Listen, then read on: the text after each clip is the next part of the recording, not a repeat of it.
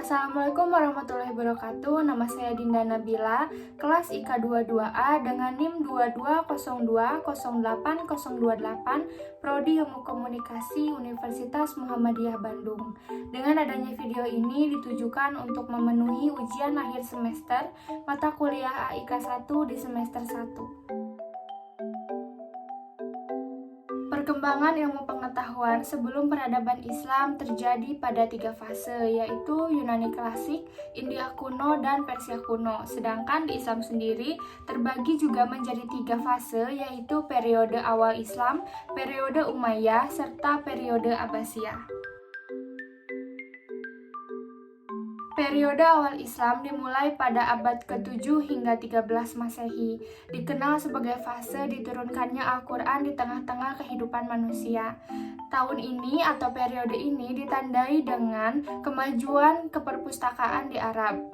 Menurut Siti Maryam, ajaran pokok yang diajarkan oleh peradaban Islam yaitu keagamaan, kesukuan, hingga aristokratik. Perkembangan peradaban Islam pada periode ini dilihat dari sisi ekonomi maupun monoteistik lebih cenderung kepada meramu antara peradaban Islam dengan konsep-konsep Imperium Timur. Menurut Siti Maryam, kemajuan periode ini ditandai dengan adanya kreativitas umat untuk mendirikan konsep baru, yaitu negara baru dan institusi masyarakat yang nantinya bisa berjalan selaras antara institusi negara dengan agama. Kemudian dari sinilah muncul kebijakan-kebijakan baru dari kepemimpinan setelah wafatnya Rasul atau masa Khulafaur Rasyidin.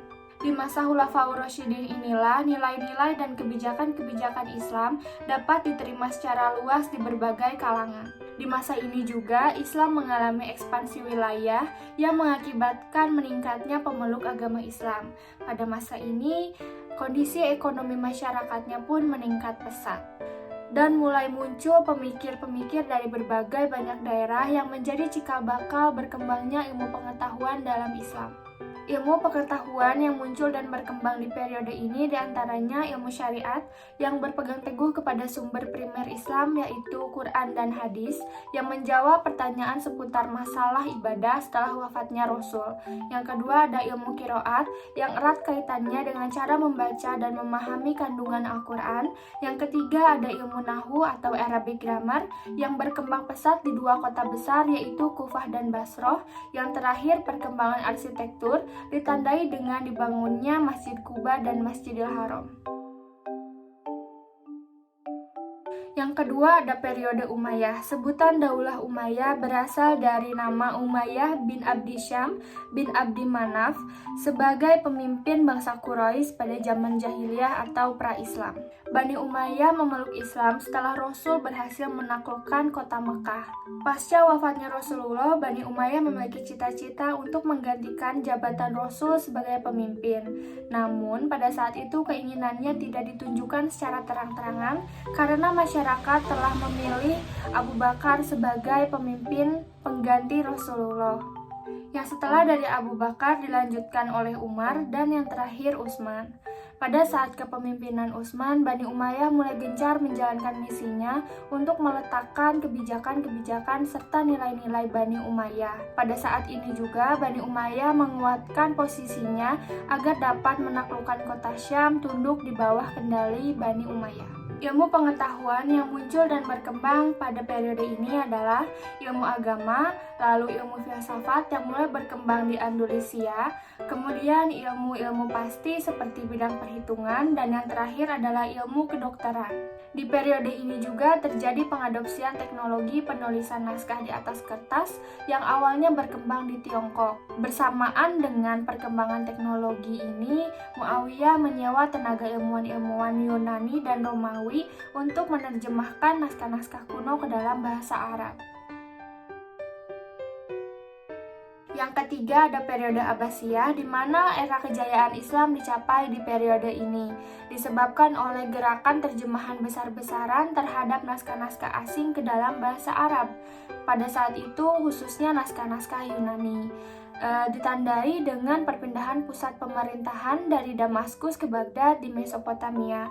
Ketika dahulunya di Damaskus, keilmuan Islam dipengaruhi oleh kebudayaan dan keilmuan Yunani dan Romawi. Namun ketika pindah ke Baghdad dipengaruhi oleh keilmuan dan kebudayaan India dan Persia. Kemajuan ilmu pengetahuan yang menonjol pada periode ini daripada periode Umayyah adalah adanya perpustakaan dan observatorium Baitul Hikmah, berfungsi sebagai perpustakaan dan tempat pengembangan ilmu pengetahuan. Selain itu, kemajuan ilmu pengetahuan yang lainnya adalah perkembangan mazhab-mazhab Islam dan di bidang perekonomian.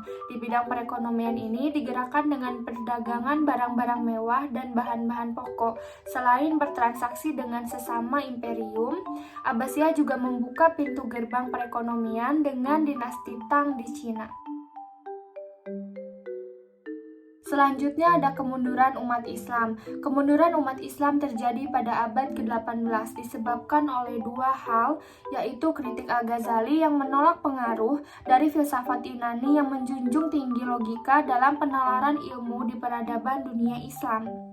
Ketika Ibnu Rus bersikeras bahwa tidak ada kontradiksi antara filsafat Avicenna dan Al-Farabi dengan ajaran agama, Al-Ghazali tetap menyatakan perang terhadap pengaruh filsafat Yunani dan menginginkan pemurnian ajaran agama Islam. Penyebab kedua adalah serangan bangsa Mongol terhadap Baghdad yang menghancurkan perpustakaan dan observatorium Baitul Hikmah.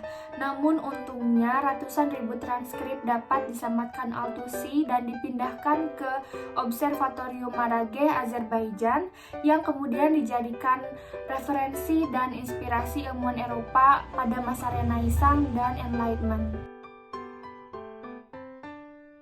Selanjutnya ada peristiwa pemisahan antara ilmu dan agama di negara barat atau sekularisasi di negara barat. Ini terjadi karena gereja menyekat dan menghukum para penemu-penemu atau ilmuwan saintifik seperti Kopernikus dan Galileo. Mereka mengutarakan penemuan saintifik karena terjadi tindakan yang berlawanan dengan moral dan pemikiran oleh gereja, yaitu penjualan surat pengampunan dosa. Yang kedua, karena gereja memiliki pengaruh dan peran penting di kehidupan Eropa, gereja menganggap semua hal yang bukan berasal dari Alkitab merupakan hal yang salah. Di sini filsafat sebagai ilmu pengetahuan, mereka persempit cakupannya. Dari itu, filsafat sebagai induk dari segala ilmu kehilangan fungsinya. Yang selanjutnya disebabkan oleh ketimpangan sosial antara petinggi gereja dengan masyarakat biasa.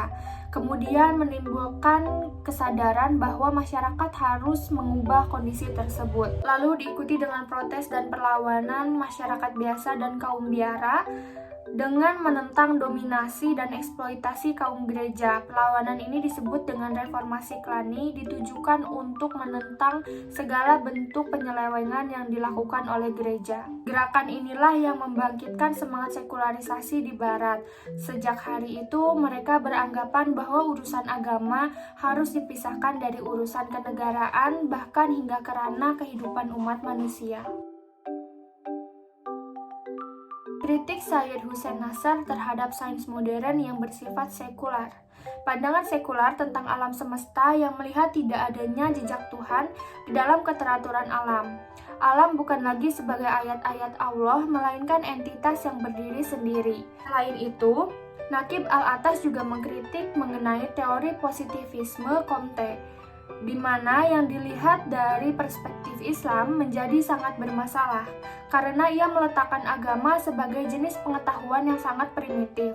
Teori Comte yang membagi perkembangan berpikir manusia ke dalam tiga hal, yaitu religius, metafisik, dan positif, ternyata tidak terbukti kebenarannya. Karena di tengah perkembangan teknologi dan ilmu pengetahuan, manusia tetap berpegang kepada agama dan hal-hal yang bersifat metafisik. Respon cendekiawan muslim mengenai pentingnya islamisasi ilmu pengetahuan yang saya ambil adalah menurut Fazlur Rahman, ilmu pengetahuan tidak bisa diislamisasikan karena tidak ada yang buruk dalam ilmu pengetahuan. Masalahnya hanya ada pada penyalahgunaannya. Ilmu pengetahuan memiliki dua kualitas seperti senjata bermata dua, di mana kita harus berhati-hati sekaligus bertanggung jawab dalam menggunakan ilmu yang telah kita peroleh. Islamisasi ilmu pengetahuan bukan hanya sekedar labelisasi, melainkan dengan menyentuh epistemologi yang membebaskan manusia dari unsur magis, mitologi, animisme, penguasaan, serta kebudayaan sekuler. Islamic Technopreneur sebagai solusi keilmuan di masa depan. Kenapa?